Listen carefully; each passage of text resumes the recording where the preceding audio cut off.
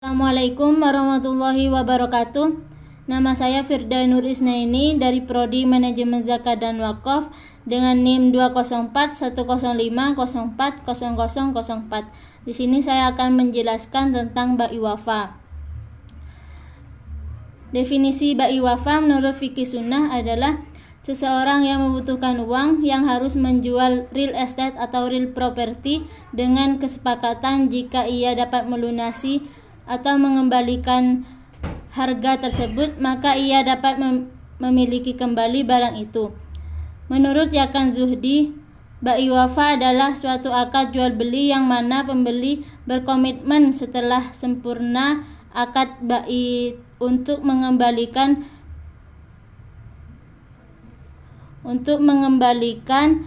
barang yang dibelinya kepada penjualnya sebagai ganti pengembalian harga barang tersebut. Dapat ditarik kesimpulan bahwa ba'i wafa adalah jual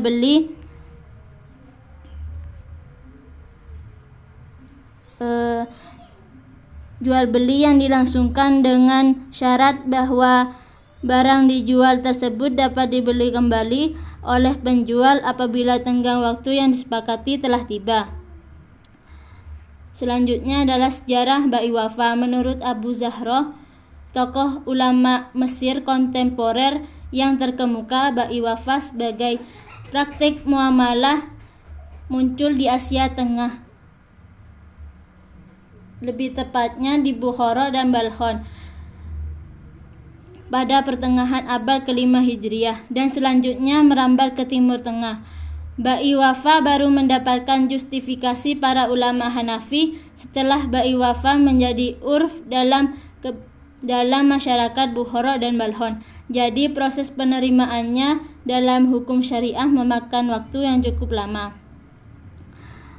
Transaksi ba'i wafa ini dibutuhkan masyarakat karena dengan jual beli ini keperluan masyarakat yang membutuhkan uang terpenuhi dan pada saat yang sama mereka terhindar dari riba. Ulama Hanafiyah membolehkan wafa ini didasarkan pada dalil istihsan urfi, yakni istihsan karena praktek itu telah menjadi urf atau kebiasaan dalam masyarakat serta jual beli ini memang dibutuhkan oleh masyarakat. Yang selanjutnya adalah sigot atau ijab dan kabul.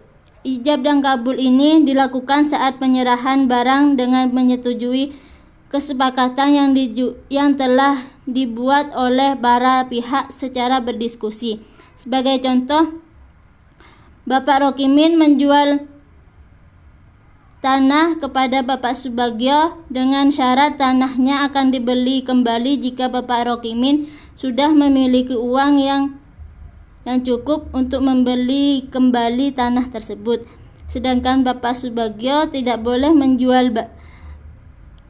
menjual tanah tersebut kepada pihak lain. Selama tanah masih berada di tangan Bapak Subagio, maka Bapak Subagio dapat memanfaatkan dan mengolah tanah tersebut. Yang kedua adalah pelaku transaksi.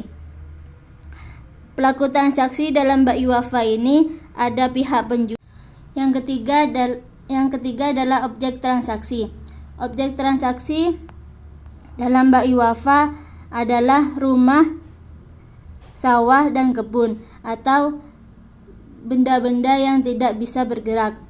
Yang keempat adalah jangka waktu. Jangka waktu yang digunakan dalam ba'i wafa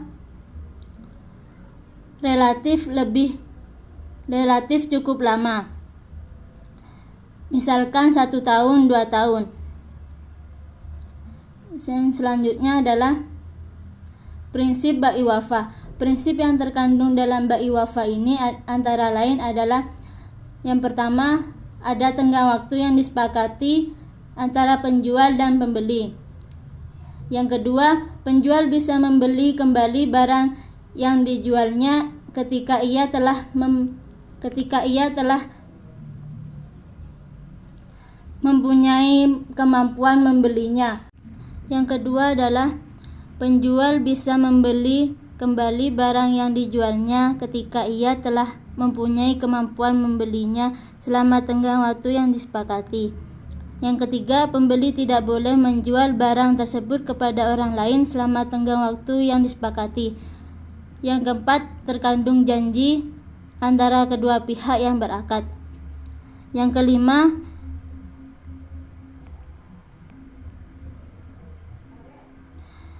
kelima, bai wafa ini berbeda dengan rahan. Karena rahan adalah bentuk gadaian atau jaminan hutang. Sementara barang yang digadaikan tidak boleh dimanfaatkan, kecuali jaminan itu berupa hewan tunggangan.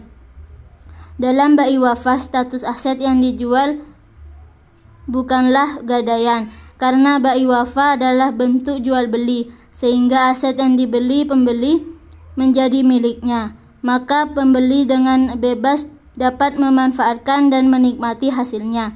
Hanya saja ia tidak boleh menjual aset itu kepada orang lain. Demikian penjelasan dari saya. Akhirul kalam. Wassalamualaikum warahmatullahi wabarakatuh.